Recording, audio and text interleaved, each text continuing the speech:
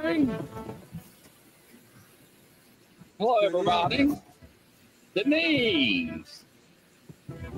Hey, Pamela Hockett. Well, welcome, welcome, welcome. Welcome to Edition. We got Angela and Peter.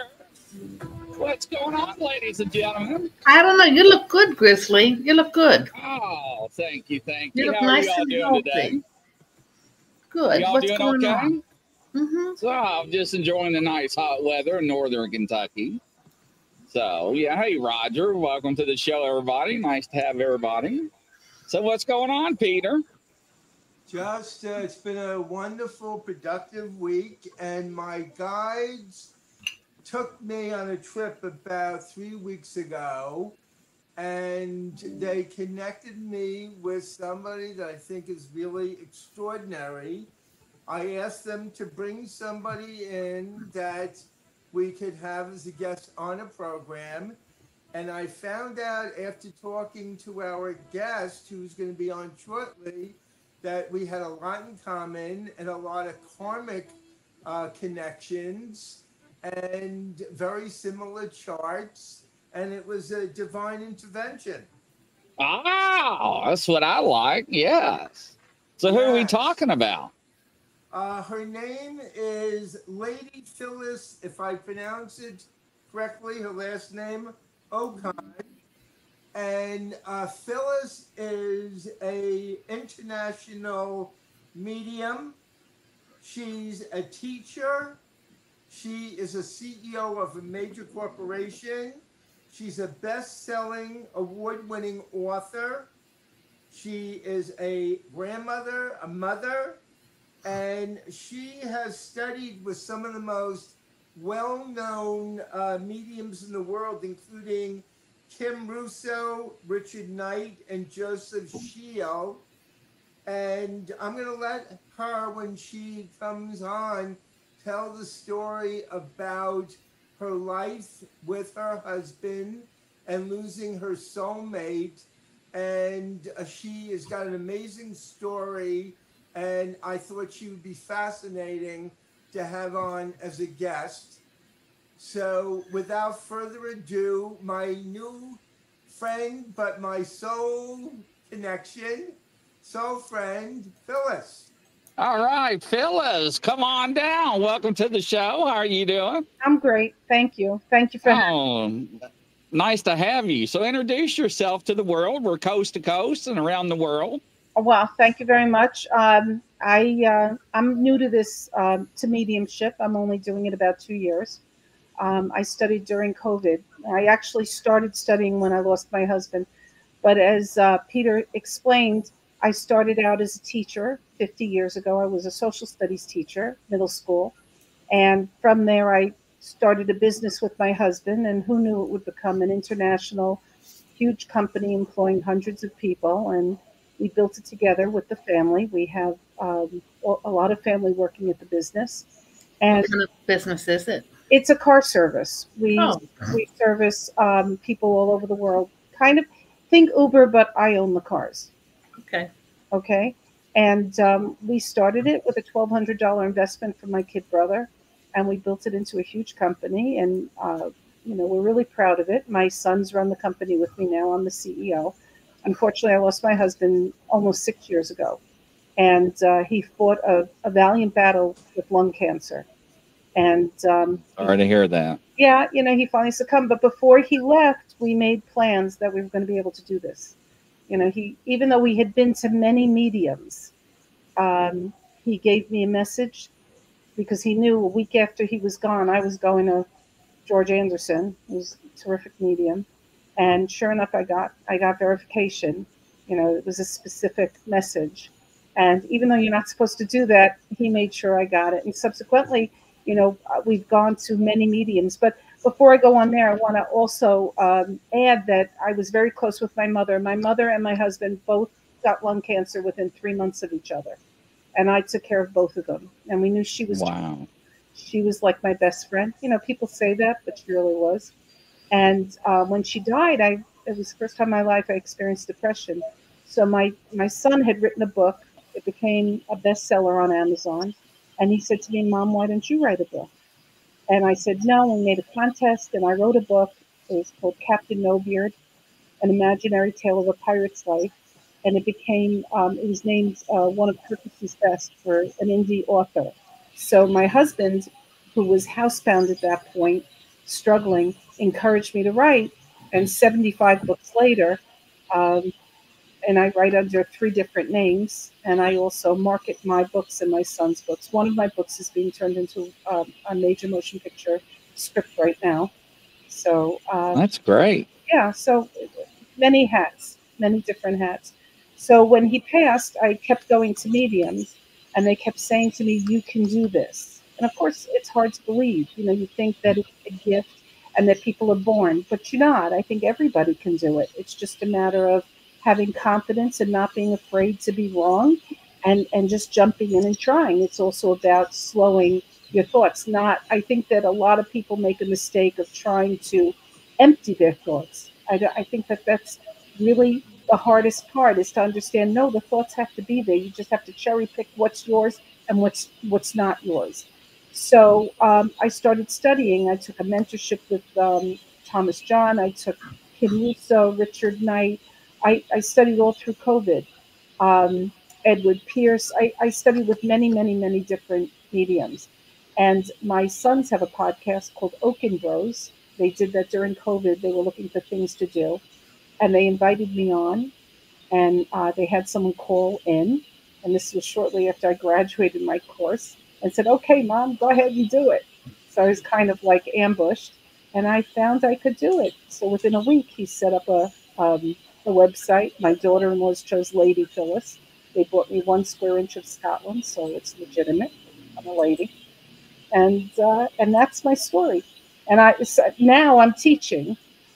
I just finished, next Thursday, I finished my 2nd course. I have 14 students, and I'm starting a new course with 9 students in September. And I've written 2 books on mediumship. The first book is Mediumship Made Easy, and the second book is Expanding Mediumship, that was published yesterday. So. Oh, wow. That's great. Yeah. Thank you. So. That's great. Yeah. I like to be busy. It's an understatement. So what are you teaching in your classes? Mediumship? Basically, I explain all the different, I explain how my journey was. My journey actually started 18 years ago. I started with yoga, and I didn't appreciate, I think that I was being propelled to do this. So it started with yoga, and yoga, I had like that monkey mind. I'm always thinking. I mean, you got to know that if I'm writing, I'm thinking I could publish a book within 3 weeks. I could write a full-size novel. I wrote this book in 3 weeks. I'm not pushing the books, but I'm telling you, I write these books in 3 weeks. I could sit down and write a book in no time. So the thing was, yoga taught me how to kind of connect to myself, to maybe quiet the thoughts enough that I could hear what was going on. So I go through all the different things that people could do to quiet themselves. And also I teach them what to look for in signs, that there's signs all around them. They're just not noticing them. So we explore all the different avenues. We explore dowsing. We explore crystals. They have to know all the different aspects. I'm not saying that crystals work or dowsing works. I'm just saying they have to know about these things. Tarot. They have to examine all the different things that people can use and see what works for them. That's true. Thank you. Yeah, you have an amazing. It's awareness. It is an awareness. You have to be aware. Yeah, that's exactly what yoga did for me. Made me aware, and made me feel what was going on around me. And it helped that I wrote a book called Mindfulness for Children. I didn't even know what mindfulness was when they approached me to write the book.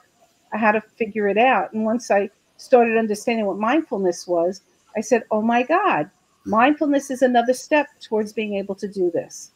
And so all the different, I think it's the sum of all parts. In other words, it starts with one small step. And then once you get on this train, all of a sudden you just start seeing the connection, and you connect the dots, and you realize how you were all meant to do this. Everybody could do this. That's true. And what do you think, Peter? I find it fascinating. When I first connected with Phyllis and she explained to me what her background was, my guides were telling me that she had a lot to convey and teach and introduce to the world. They're saying that to me right now. I also found, and what was I found very pleasant with Phyllis is when I connect with mediums or psychics or healers, many of them are very filled with their own self-importance. And Phyllis, to the contrary, was very humbled and very down to earth. And I think it's a marvelous quality because for many years, when I've been contacting with people in the metaphysical field, they come across as if they are Mary Magdalene or that they are Nostradamus. And I've met very few people in the field, including myself, that are on that level. But Phyllis, I think, was prepared for this through the loss of her husband and even from childhood. And the other thing I respected also, Phyllis is extremely close with her family. Her family is primo, they're number one, and that's something else that I respected. So I give a lot of credit, and I think she's enormously talented. Thank you. Thanks. You're welcome. Well, family is the support, you know. Yes. And it's so sad that a lot of the readings I do, there's so much regret. That's the worst thing, is that people have this regret that they didn't say what they needed to say, or there was a fight, a fracture before a person goes, and then they have to live with that heaviness. And the universal message is always, let it go. Don't remember me from that one episode. Think of the good times prior. I want to be remembered for what was before my illness, or what was before my my crankiness, or that big stupid fight that we should never have had. Because really, like I tell my children, I say to them, whatever you're fighting about, is it going to be important in 5 years? And if you're going to turn around and tell me no, it's not, then it's not worth fighting over now. Mm-hmm. So that's how we brought up the kids. And now my grandkids are beginning. My grandkids are all practicing. They're 15 to 8 to 15. I have 4, and we all practice cleansing our chakras, and they practice. We lay down on the floor and we try to connect with their grandfather, and they do all sorts of things. I try to keep that openness in them, and we get some amazing results. That's very interesting. That's really interesting to hear. It is, because I think all kids do. I mean, every time I speak to somebody who has a child and they'll say that the baby's talking to somebody, or it's because as we get older we tell, oh, that's just your imagination, forget about it. That monster in the closet, it's just, it's your imagination. Well, maybe it's grandma, come to visit you. And we're telling you to ignore it. And that's why so many adults, just their imagination goes out the window, and it's really sad. But everybody participates. And it's interesting because my brothers are not into this. They have a hard time with it. But yet they want to hear when I do get things right, and they enjoy watching these things. So it's pretty interesting. But yeah, we're very close. My nephews, my daughter-in-law, we're all very close. In fact, one daughter-in-law runs my appointments, and the other one is running my Instagram. So they're all participating. That's interesting. Mm-hmm. That's fascinating. Wow. So when did you learn about your abilities? Well, I think when I was growing up, I always had a feeling. I used to feel things. And I remember when we were driving home from on the Throgs Neck Bridge. We were driving home. No, it wasn't the Throgs Neck Bridge. We were driving home from the Bronx to Manhattan. We were coming from Mohegan Sun, my husband and I. And I saw the Twin Towers, and I said, "Oh my God, a plane is going to hit the towers." And he said, "Oh, you're crazy. You're always, imagining things." And that Tuesday, we were driving in. My son was in front of us in another car. And of course, I pictured a small plane. I didn't picture, the devastation that, what happened. But, we were also, I was coming home on a plane from Las Vegas. And I was with my parents, had walked ahead of us. And I was with my kids. They were getting an autograph of a celebrity that was on the plane. And all of a sudden I turned to them and I said, "Oh my God, my father just died. We have to go." And I started running. And my son said, "You're crazy. Stop running. You're always thinking these things." And my father was dead. By the time we got to the arrival area, my father was laying on the floor. So, I think that the difference is I'm not afraid to voice what I feel. I think everybody has that. Look, we all know that you get a spirit guide when you're born, right? We all have a team. We have a spirit guide. We have at least one, and we get that gut feeling, and we think, "Oh, I better hand in this paper, or I'm going to get in trouble in school, or I better have a note signed," or you go, the phone rings, and you go, "Oh my God, that's going to be Grandma, and something happened to Grandpa." We all have that gut feeling, and we put it down to coincidence. We don't really give synchronicity or the fact that we all have this ability, that we're all kind of networked.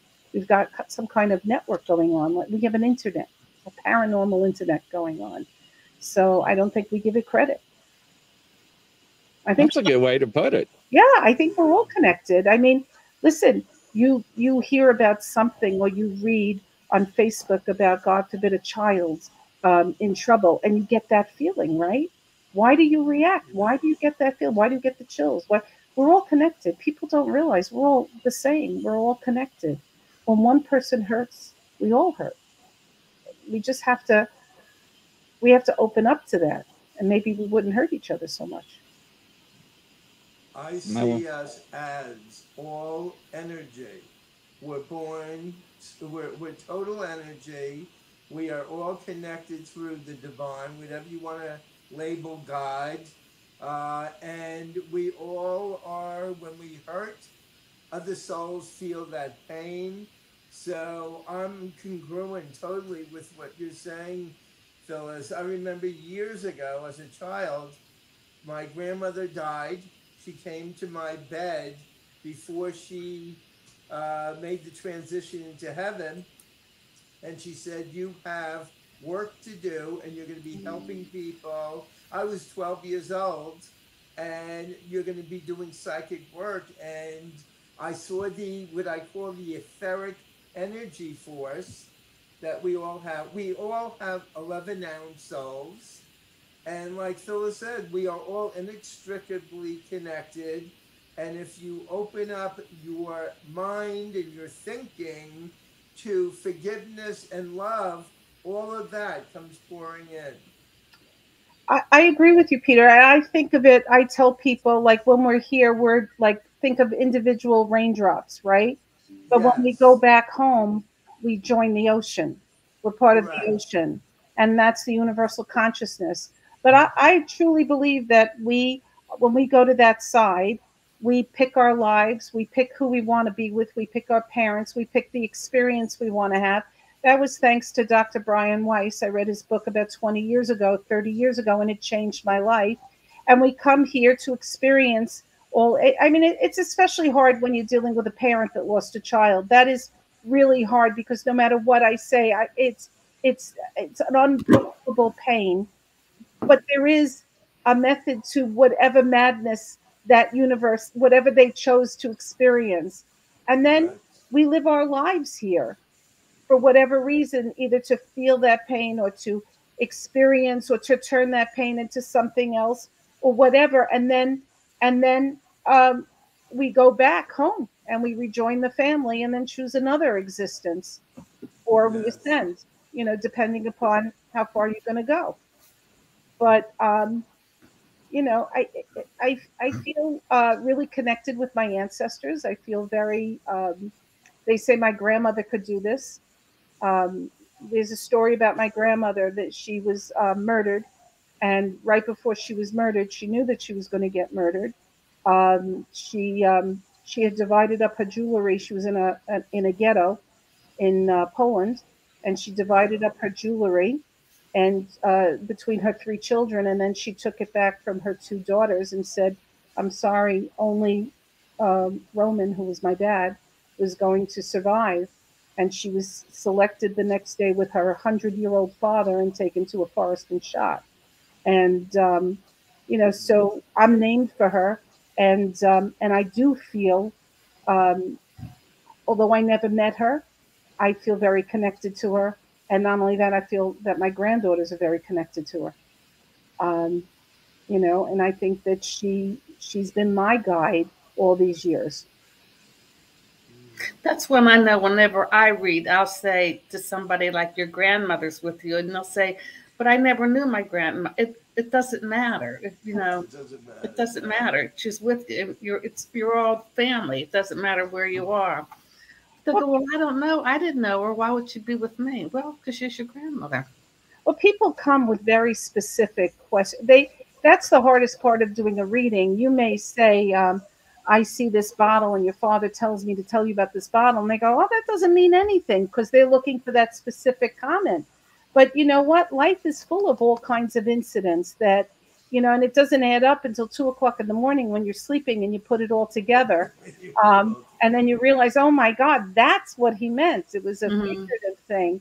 But whatever it is, they come, I've had people say to me, I don't want to hear from Uncle Roy. I want to hear from, this one or that one. Well, maybe Uncle Roy is opening the door, or maybe Uncle Roy has a message for you that you need. Go ahead. That's what I get to. Who was Dr. Raymond Moody. He was the one that did seminars for people to connect with loved ones. And he said, people want to connect with their mother, they get their aunt. And I mean, you get who you get. I mean, like the book says, you get what you get and you don't get upset. And, it's fancy Nancy. But yeah, the truth is, you have to look at who's coming through and what the message is. Yeah. And why are they coming through? And of course, I always want to hear from my husband when I go for a reading, but I also want to hear from my mother or my father, or, I hadn't heard from my grandma. All the years I'm going now over 40 years to mediums. I'd never heard from the grandmother that I grew up with, and she finally came through, and I was delighted, So, it's like whoever comes through, I'm always happy to hear from them. Yeah. But it is astounding when you do a reading and you see the wonder in a person's face when they get that message. There's something really, really divine about it. It's really special when you can give them comfort or hope, or feel that feeling that closure that they needed. Exactly. Yeah, absolutely. I had one person, we were doing a show, and it was very strange. And during the show, I had a guy just come up to me, and he was showing me a box. And I was talking to this lady and one of our regulars in the audience, and I'm like, I don't know what this means, but this guy's here showing me this box. And he's like almost 6-7 foot tall, and he keeps showing me this box. And I don't know what this means. And she's like, well, I don't know. I'm like, well, I don't know. He keeps showing me this box, like doing this to this box. And I told Peter about this. It was freaking me out because he just like came out of nowhere. And she got real quiet. And I was like, are you still here? And she says, Grizzly, you're not going to believe this. And I'm like, what? She goes, I got an appointment in the morning. I got a new cable box going to be installed in my bedroom. I'm like, you better take your jewelry and your valuables and hide them or remove them from that room. And as soon as we got that message out, the guy went away with the box. So evidently that was the message. Mm-hmm. Jury box. I guess that's what he was trying to say. I didn't know. But that's the point. You got the message, and usually people just ignore it. They just ignore it. Because they want to. When I do a reading, I don't have anybody ask any questions for about the first 5 or 6 minutes. I want to read what's around them. I want to see what I can get on my own. And it's like it just goes over their head. They don't care. then they start asking questions, and that's what they want, and they'll miss the whole. And you know what? It's they want a specific message. You know, I like it when they go with, should I sell that property or should I, you know, I want to know, well, like, Does he love me? does he love Is he me? gonna stay? Say, Yeah. I won't do. Well, that's also psychic, and I tell them I choose not to do psych. Sometimes things will come up in a reading that I'll say they're showing me that you're going to change your job, but I don't generally like to go with psychic. I like evidence. I like to know that I've given them something substantial that validates that this is indeed their loved one, and I want them to walk away with that message that they genuinely connected and can continue to connect without me. They don't need me. Exactly. Right, right. Well, it was weird because, you know, we were just having a conversation, this guest and I, and all of a sudden this guy just came out of nowhere. And I thought I told Piers, I thought I was going crazy because he was just like, you know, he kept like trying to push this in front of me. But anyways, Kelly Elliott wants to know, do you mind if you can like give her a little sample? I can't. I can only read. I only read people that I can see. I don't read through phone. You know, in other words, I can read the phone if I'm on one-on-one and I can hear their voice. But I feel like I have to connect with a person. Do you pick up anything for me, Phyllis? Actually, I wanted to ask Angela something, if you don't mind. Go ahead, sure. Yeah, I wanted to ask if there's an L name around her, like Lydia, Lenore. Who's Lydia or Lenore? It was my twin sister, Louise. Twin sister Louise, and Louise is on the other side? Mm-hmm. Yeah, so she's right next to you. I see spirit. If I see them behind you, it's grandparents or an older generation. If they're next to you, it's a sibling or spouse, you know, or contemporary. Wow. God forbid if they're in front of you, it's a child. But I want to say there's another L name behind you. In other words, what was her name? I'm sorry, I forgot. Her name was Louise. Louise. Was Louise named for a grandmother, or was there something? She was named for my grandmother, and I was named for my father. Yeah, we were named after. They didn't know what to do with twins, right. So they named us after our grandparents. Because what I'm getting also is somebody named like Mary Louise, like somebody with a connecting name, like Anne Marie or Marie Anne. So I'm getting also that, but I am getting that. It could be that they're saying about the two names, Angela and Louise, that they're the connecting names. But I am getting like connecting names. Like I feel that there's something more to Louise's name. That, you know, maybe it even goes back another generation. There's I feel like a Mary Louise or a Marie Louise. Her middle name, she did a confirmation name, and the name went back. Okay, all right, because I'm feeling the name like they're showing like a bouncing ball that goes back. And I'm also picking up a T name for you, a male like Ted or Theodore or Tom. I am picking up a T name, and it feels like it's that's you. That's me. That's you. So who's the T name for you? Theodore, my uncle. It was definitely like Ted, Theodore. That's your uncle. But I want to say your grandmother is there. Is her name like Beatty or Beatrice or like there's a B to her name? Beatrice was my great grandmother. Okay, because she was here right from the start. So we got Beatrice, but your grandmother is like front and center, right behind you. Like I can't tell my right from my left on these things. But your grandmother, if you hold up your hands, I'll tell you where she is. Hold up one hand. That's where she is. She's right behind you over there. But I want to ask you, what's the Florida connection? Miami. What's the Miami? Ted lived in Miami, Bal Harbor, Florida. Okay. Who was that lived there? My Uncle Ted lived in Miami. Ted lived in Miami because I get Miami. I get white pants, dinner at 4. You know, the whole Miami that was thing. Ted. Right. Yes. And who was a veteran? And I feel it's around Ted. Was he a veteran or what? Was he one of like 4 brothers or something? There were 2 brothers and they were both veterans. They were both veterans because I'm picking up. And was one a Navy? Was one Navy? My Uncle Ted, I think, was Navy and my father was Army. Okay, because I'm picking up the white uniform, like very proud. And did you give Ted like a veteran funeral? Like, did he have the flag and the like? He had the whole thing. Because he's showing me the triangular flag that he was really proud of that. Did he not have children of his own? Yes, he had 3 children. Hold on. Don't tell me. Who's the M name related to him? Marjorie, Marilyn. Who's the M name related to him? Mindy. Okay, Mindy is his daughter, correct? Yes. Okay, and does Mindy have that flag? Mindy wasn't talking to him when he passed. Okay, so I guess that's why he's bringing her up. But Yes. he's showing me the flag, and he's really proud of it. I want to ask you, is your mom on that side or your mom's on this side? My mother passed. Your mother passed. So she wants to, who's the G name around your mother? Giddle, Gertie, Gertrude? Who's the G name? It's not your mom, but who's the G name around your mother? The genome name, not that I'm aware of. There's a relative, Gina. Gina. And that's related to your mother? That's related to my father. Yeah, I feel like there's a G name on your mom's side, a cousin going back, but I feel like it goes way back. But Okay. so who had the breathing issues when they passed? My mother. That's what I'm feeling. Did she have emphysema or COPD? COPD. Yeah, because I'm picking up on the chest area with your mother. Now your mom was in hospice? She was in hospice at home. At home. Why does she keep bringing up Florida? Like, why is Ted her brother?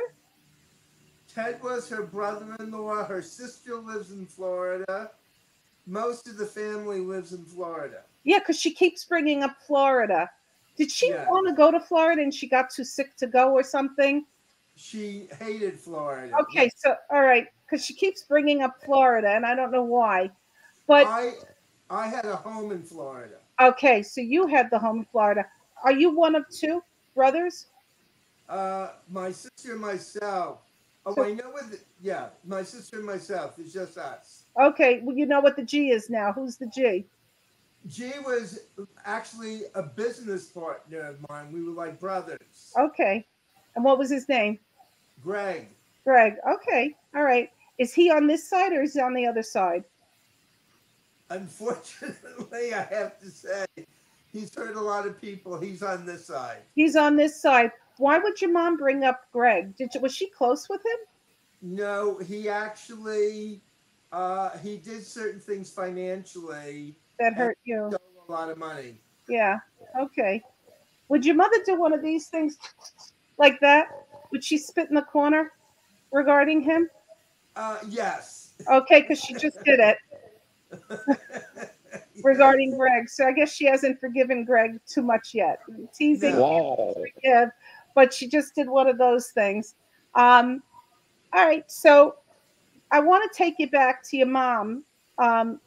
Your mom had someone taking care of her, correct? Like a woman? Yes. She loved this woman. Like another, was there a Josephine or a Joseph? What's the Joseph or Josephine connection with your mom? Josephine. I There have- was an aide. There was an aide by the name of Josephine. I Is think there also- it's the aide, but I'm going to come back to you, Angela, in a minute because I had a you have a Joseph- Joseph. You have a I had Joseph. a Josephine that was my mother's sister. They were Okay. they were the closest. But yeah, my Aunt Josephine. I grew up with her daughters. That's piggybacking, but they're also telling me you have a Joseph. So I want to say you do have a Joseph, right? Because I hear Joseph as well, and it feels like it's your father's side. There's a It J. is. Yeah, I'm picking up on that. So I want to say your mom calls out to this Josephine that she says she was an angel. Like, aides sometimes are like, sometimes they don't really take it. She loved this woman. So your mom, when she started to fail, did they call you when you were on the way to her and she passed before you got there? Yeah. Yeah, she says, you have to stop carrying that around. She just lit me up that this is something you're carrying around. She says, let it go. She says, it was actually easier for me to leave. She says, it was like kindergarten. You think it was easy leaving you at kindergarten the first time? It was better if you didn't see me. So she's letting you know that had you come, she probably would have stayed longer. And it was just, she says, it was so hard to breathe. So she says, forgive me for leaving early. But Well, it was she was actually fine. My mother was very psychic. That's amazing. She was Yeah. very, yeah. Well, Yeah, it's usually it's in families. I No. was called into a major reading with somebody, and when it was 4 minutes, the aide came out and told me my mother had passed. Yeah, she says it was actually easier. But was there a problem between you and your sister when your mom passed? There still is. Yeah, she's saying you got to get over this. You know how she is. You know how she is. She says, stop holding. She says it's like a bucket. You fill the bucket with water and you hold it for one day. It's not bad. Hold it for a week. Your arm is going to ache. Let it go. Okay. Let it go. And that's from your mother. I would listen if I were Oh! you. All Yeah. right. So, Angela, Josephine was famous for cooking something. She's telling me she's very famous. I want to say it's like a bundt cake or something, but like she was famous for this. Is that true? Mm-hmm. Yeah, she was. She was pretty good cook, but she was the youngest, and her and my mother were very close. So she loved. My aunt was like the baby, so my mother felt like she had to take care of her. Who wore a handkerchief pinned to pinned here? Who wore the handkerchief pinned to their dress? Probably. Either my Aunt Carrie or my Aunt Jenny. She wants to let you know she's here too. And who was showing me their hands got very ropey at the end, like the veins stood out. They're showing me like their arms got very skinny, and it made you upset when you saw their arms. Who had that? My Aunt Pauline. Yeah. So they're all here, and they're all. You should hear the laughter. This is like if I were going somewhere, I'm going with them. Oh, they were crazy. They were all sisters. There were 9. They were nuts. What's up with the mashed potatoes? What's up with the mashed potatoes? Like this is like a monster mashed potato. Who's making the mashed potatoes? Probably my mother for Thanksgiving, but we would have feasts for. Yeah, They're showing me. They're showing me. And do you have 3 children? I don't have any children, but I have children. 3 dogs. I have 2 cats that are fighting right over here that I keep. I have 2 nephews and 1 niece. 3. Those are the 3 because they're talking about the 3 younger kids. Like I think they're big kids now. Yeah, big kids. Big kids, but they're talking about the 3 that they're very proud. And did one of them just graduate or so? Got a license or something? Something happened with one of these kids that they're all having a party. They're making the mashed potatoes over this thing. Lawyer. A lawyer. Congratulations. So they're all celebrating that somebody got their degree, and they said, let them know, good job. You know, they're really proud. So that's an example of what I do, guys. Well, So hold on now. Hold on. Here to help me? What about Grizzly? Yeah, how about Grizzly? What do you get on him? I bet. Okay. Watch you say nothing. No, Grizzly, you have a grandpa that you were very close with? Do you have a grandpa? And did you used to fish with this guy? Was he a fisherman? Yes. Yeah, because he's been there quiet the whole time. He's kind of like listening to this and going, like he's kind of making fun of this. Like I don't think he believed while he was here, but he's sort of surprised. But if anyone is your spirit guide, that grandfather is behind you. Why is he carrying like a lighter? Like was he a smoker? Yes. Did you always have a lighter on him? Did you play with his Zippo? Did you used to play? Yes. Yeah, because he's flicking the Zippo. You know how they do it where they light the. Yes. And you could never get it done, right? No. Yeah, he says, no. You gotta keep trying. You gotta keep trying. He says, you have to learn. And what's he showing me an axe for? What's the axe about? Did someone axe throwing? Is there an axe throwing? I almost cut my foot off when I was a child. Yeah, so he's showing me. He's like laughing, like he says, you were always getting into trouble. And who's Scooter? What's the name with Scooter or Scamp? What's the significance of that name? Did you have an animal with that name? Scooter, Scamp, Sarge, like an S name, and I feel like it's a hunting. Clyde. Clyde was his name, but it was a Cocker Spaniel. Okay, I hear Scooter, which would be but that was his nickname, I think. Okay, that's what I am definitely hearing, Scooter. So they are definitely communicating, and your grandfather has the dog. Okay, I'm sorry. But whatever they say, I'm going to say it. He says the dog doesn't stop farting. This dog is like this. That's Clyde. Stink up a whole That's area. Clyde. Yeah. So he's telling you that just to make sure that you know. Now, what happened with your grandfather's feet? He's showing me his feet, that his feet are significant somehow. Did something happen? Did he get gangrene on his feet or something? During the war, he did. Yeah, because he's showing me. This is odd, and it's weird that you said that. I feel like, like he wore his socks too long, and he got a Yes. fungus. He's showing me, like, you know, in the army. My husband was in the army, and he told me that if they wore their socks too long, it would create an infection. Like the socks would actually grow into the skin, and they could lose toes. And I feel like this is your grandfather showing me actually green socks. So that would be like mold or, you know, something. So I think that your grandfather's indicating that during the war. Was he in the Pacific? Because I'm not getting the. Yes. Yeah, he's Yes. showing me like Iwo Jima. He's showing me, you know, the Pacific. You know, he's showing me the ships. Yes. I can't think of the battles. I will later, but he's showing me those battles. You know, not the European theater. So, and did you have a lot of great uncles that served? Yes. Yeah. Yes. And who was the wrestler? And this may go back a few generations. Was somebody That's golly, that's a long time ago. Yeah, I'm getting somebody was a wrestler. Yes, that's like 2 or 3 generations. Yeah, I am getting like almost like a pioneer kind of guy that made money wrestling, and he was a powerful guy, and they're showing me like different things like that. But yeah, no, you wouldn't have gotten forgotten. I just didn't know. Oh wow, that blows my mind. Unbelievable. So I'm only doing this 2 years. You're Well, very you sure could good. have fooled me. Yeah.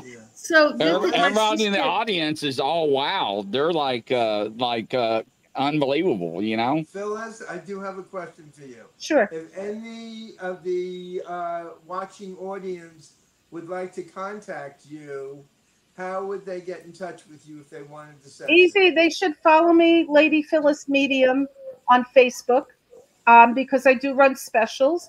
And then all they have to do is go on my website, Lady Phyllis. It's really easy to book. I am starting a course September 14th. I do have some spots available. Next week, I'm doing a small gallery group, 10 people only, where I'll read everybody online. I do those. Can you type that in our private chat so I can copy and paste that to our audience? I sure And will. that way I can share that with the world. So when they go back and replay it, they can click on it too. I don't know if I can. Just click on the private chat and Yeah, just type it there. Yeah. Oh, You're in the wrong place. I need my kids here. And this way I can put your information out there. Oh, I have it. I have it here. I just put it on. Let me see if I can help you. Okay, I got her website. Let me copy and paste that, ladies and gentlemen. Yeah, and if anyone's interested, Mediumship Made Easy is Are my. you able to do it, Phyllis? Yeah, I figured it out. Oh, On okay. Amazon. All right. Then, yeah, I was going to do it, but you're capable. Yeah, I just had to figure. I needed my IT person here. Okay. This way, ladies and gentlemen, you can reach out to her, sign up on her Facebook, get her whole website and everything. I post all the time. I post interesting, what I hope is interesting information. I'll post things that I take pictures of. I'm always looking, and all of a sudden I'll see a butterfly, a coin, and I put it up because you never know who that message is for. So I like to put those things out in case somebody identifies. I also explain, I guess that's the teacher in me. I'll talk about Nostradamus. I'll talk about clairvoyance, clairsentience. I'll talk about all the different clairs, all the different ways that you can receive. I'll talk about John D. I'll talk about all different. I try to open doorways for people to explore because life is a smorgasbord. Boy, is it. Yeah, you're right about that. It is. Right. Absolutely. Boy. Right.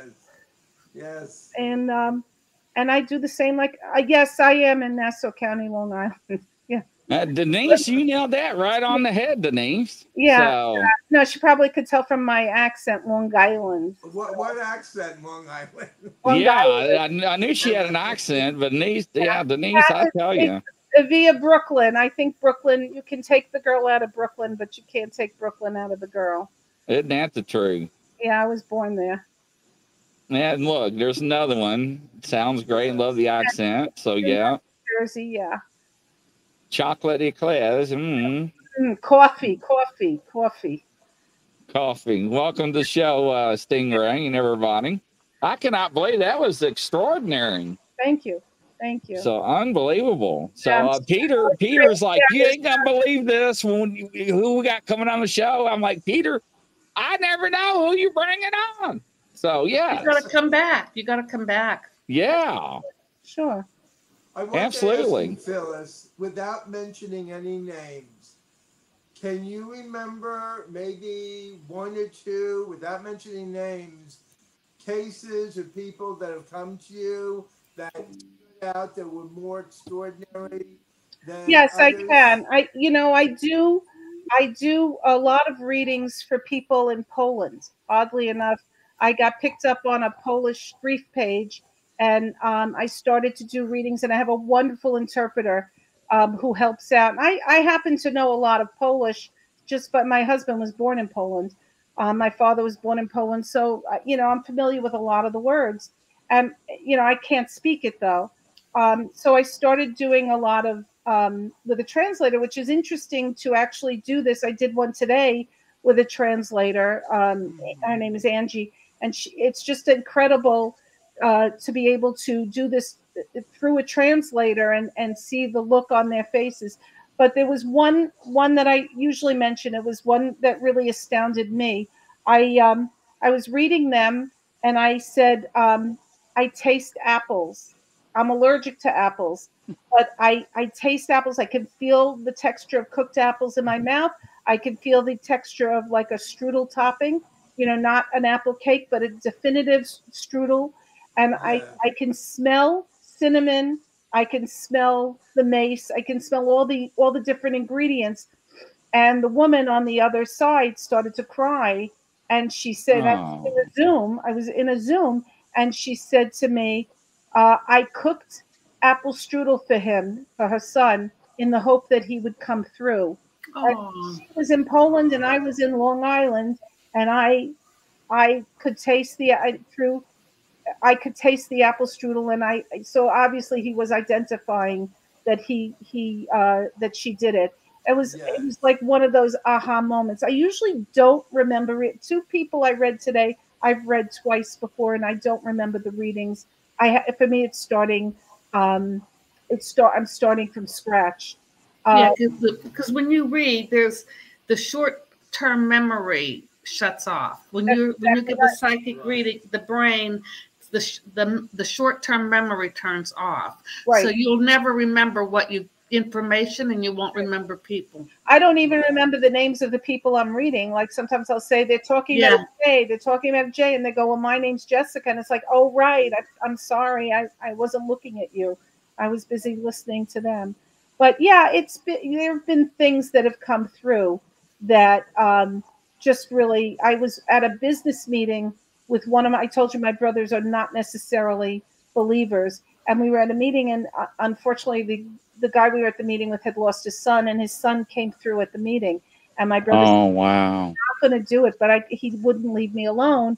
And then I said to the man, and he was wearing a business suit, and I said, he had taken off his suit, but he was still wearing a shirt underneath the suit. And I said, your son is here. And I gave him some messages, and I said, you put the sun on your shoulder. You made a tattoo of the sun on your shoulder. And I could see my brother, and my brother happens to be blind. He runs all my businesses, but he's blind. And I could see his face, like he's totally transparent. I could see him dying in his seat that I did this. And the guy lifts up his sleeve, and there's a giant tattoo of a sun with his son's name. And, of course, I told my brother he's got a tattoo of the sun. And my brother said his life changed in that instant when I did that. Like his perception flipped. Yeah, absolutely. I've seen a lot of people's perceptions actually change. I really have. No, my sister was psychic. My mother was psychic, and I was psychic. And we used to sit around and talk about it. And she would tell my brother, she says, "Now, you can't go out and talk about this." And my brothers would say, "Oh, don't worry." They would say, "We would never go out and talk about this." Angela, is there Southern Baptist in your family? Southern Baptist? No, we're mostly Italian Catholic, but there are some Southern Baptists. Okay, but even the Catholic, what I'm getting is that it would be offensive to the religion.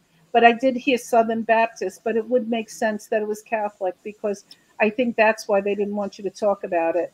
Well, no, my mother didn't want other people to think we were crazy, and because we were really into this about the channeling and talking to people on the other side and giving. I mean, we were trained. My mother would say to my brothers, "You really can't go out and talk about this," and my brothers would say, "Oh, don't worry, we would never go out and talk about this." But I mean, for us, it was a journey. The first time we went to a medium, my parents went with us, and my father was totally going in not believing. And when they named the concentration camp he had been in, and he didn't have anything that would indicate. In fact, it was not a concentration camp that most people would know. It was Mauthausen. And yeah, that's right, it's considered occult practices. That's what I was thinking. But when they named that specific camp to my father, he changed in that instant also. And then he subsequently went back a few times. But I love going to mediums, because you never know. It's like a box of chocolate. You don't know what you're going to get. Yeah, I go to other people, other psychics. We read among each other. You never know. I teach that in my class. I tell them that they should go to mediums. They should read people, but they should also go to mediums and see the different. That's how you're going to learn who's a good medium and who's not, and you're going to learn what style you like and what style you don't, and you also learn about delivery, like the way people explain things. I can go to a medium who ethnically is different from me, culturally, ethnically, and he's not. If he's not open to it, he's not going to get the references. That's why I read as much as I can. I peruse, I look at Google. I watch about culture and customs so that I can, if I see a certain food, I'm going to recognize it as belonging to Japan, or recognize it as belonging to China, or I listen to names. I know of one medium who actually sat and studied a name dictionary just so he would learn names, so that when I get letters, a lot of times I'll get letters, but I like to hear names. I read the baby names every day just so I could get more names, because when you hear it, you'll go, "Oh my God, that's the name." I always study the meaning of the names, because that will tell you so much about a person. Absolutely. I always go, "What's the first name?" And you can get so much information in a name. Absolutely. Wow. John is a good name. John is a good name. Do you feel that anybody, you teach these courses on mediumships, but do you think everybody, if they work within their soul, can a lot of people, anybody develop this, to cultivate this, to become a medium? I think everybody has medium abilities to a degree, or psychic abilities to a degree. And like I said, that's that gut feeling. Do I take this job or do I take that job? Or how about when you sit down at a bar next to somebody and you say, "I'm not going to talk to that person because I'm just not getting a good vibe." Where are you getting the vibe from? Who's directing you? You've got, like I said, this team behind you directing you. So my book and my course is a gentle kind of way to learn it and to pick up the road signs. It's like opening a door. It's up to the person to push themselves through that. Yeah, they want the development. It's developing those muscles. And the thing that I started, like I said, it was my first time teaching. And like I said, I'm only doing this 2 years. I was really nervous about it. I had 14 people who trusted me to do this. And by the end of the 6th class, they were able to read through pictures. They were able to get a picture and then give what they sensed through the picture. Now next week, they're completing the 2nd course. I have people on there and they are reading people. They just have to learn how to create a full reading out of it, but they are actually reading. But that's not going to be enough. They have to go and join groups and read other people. You know it, Angela. You know it, Peter. You have to practice. You have to go in the evening on a Zoom with a bunch of other mediums and go into a little locked room with them through Zoom and read each other. And that's how you learn. Yes. Yes. See, my problem is, and I told Peter, is that I'll sit here with somebody and stuff will just come to me. Yes. And it scares me, right? And sometimes I put up a wall because I'm afraid of it. What are you afraid of, Grizzly? I don't know. I guess the fear of the unknown, and I don't know. The unknown is exciting. Think of it is to a certain degree, but I've lost relationships. I lost a marriage over it. Friendships over it. Because the truth, right? And it's actually helped me in law enforcement and also my career. I didn't realize I had the ability. I didn't know my mom had the ability either. I found that out within the past, Peter? Last year and a half, I think I told you. Yes. She finally came clean, and that explained a lot about some of the things I was able to do. Genetic. And yeah, so well, I think you have to stop seeing it as a destination. That, in other words, basically that relationship was important for as long as it was important, and then you shed it to move on to better things or bigger things or to take your next lesson. Instead of seeing it as the destination, that it was a failure, there are no failures in life. No. There are no mistakes and there are no failures in life. They're all learning experiences. You learned what you learned, and then you shed it, and then you move on. Maybe you were meant to move on. Maybe it was meant to happen for certain things to be made apparent to you, for you to grow and move on. But there's no wasted lessons, and there's no mistakes, and don't be afraid. Embrace it, because YOLO, right? You only live once. Right. Yeah, you're right about that. You might as well go for it. Just go for it. I asked my father what was the lesson he learned in the camps, and just to understand, he was 16 when the war broke out, and he was 21 when it ended. He weighed 61 pounds when he was liberated from concentration camp. He had lost everyone in his family, and he said he learned hope. He learned that there was always a better thing coming, and so I lived my life filled with hope. That from every situation that gets thrown your way, you have to look through it for the opportunity. Kind of like there are two types of people, right? So there's a kid that's in a room filled with horse manure, and so one kid is sitting there, and he's sitting in the horse manure, and he's miserable. And then they go to and he's a pessimist. And then you go to the other room, and there's a kid, and he's just flinging the shit everywhere. I can say shit, right? He's flinging that shit everywhere. And they go, what do you look? He says, with all this horse manure, there's got to be a pony in here somewhere. That's how I see life. I'll wade through the horse manure till I find that pony. It's true. The other thing is the old Cherokee legend. And this one you've got to keep close to you should live this, Chris. So there's an old Cherokee grandfather, and he's got his grandson. And he says, there are two forces inside of you. There are two wolves inside of you.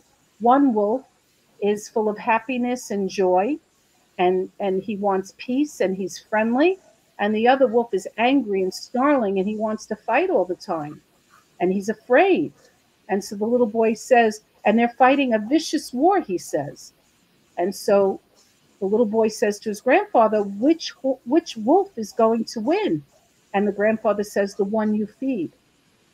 So if you're going to feed that fear, you're going to live with fear. So starve it. Starve the fear. Don't be afraid. There's nothing in this universe that's going to hurt you. It's only going to teach you something.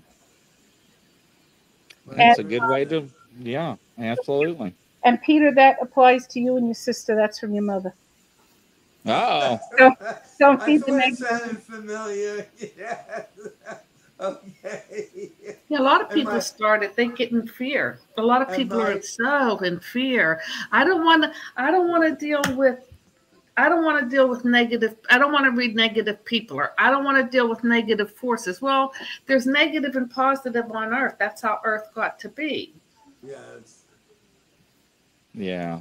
I think that I when I see a negative force or a negative feeling, I try to surround it with light and love, Yeah. and that's it. And I surround myself. And like I said, I've had challenges. I've had cancer. I've had a heart attack.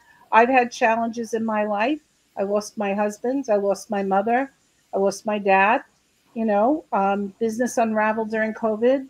There's a writer's strike right now. If anyone's following Hollywood, it affects me because my cars are not moving.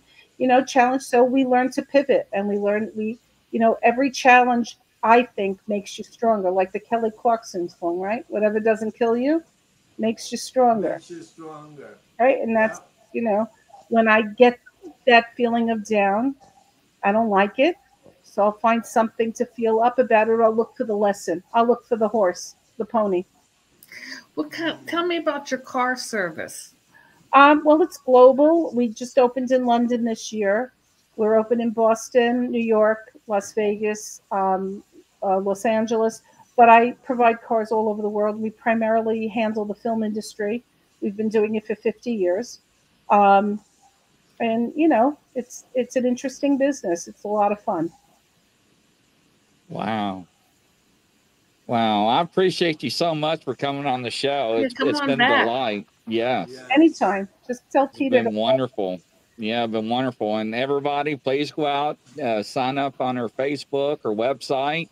Buy her book. You said it's on Amazon, right? It is, and the other one was published yesterday. It's me. I don't have a copy of it yet, but Mediumship Made Easy, and the other one is Expanding Mediumship. And if you want to laugh, Giggles Galore, and Grady Will and the Templeton Codex. I got a lot of books, all under different names. I write as Britt London, Carol P. Roman, and Phyllis Oaken. And I just if life's a lemon, I'm going to squeeze all the juice out. Well, I like that. I like that very much. Well, thank you so much, ladies and gentlemen, for tuning in. And from coast to coast and around the world, that's a wrap. We'll catch you on the next show. Everybody have a great evening.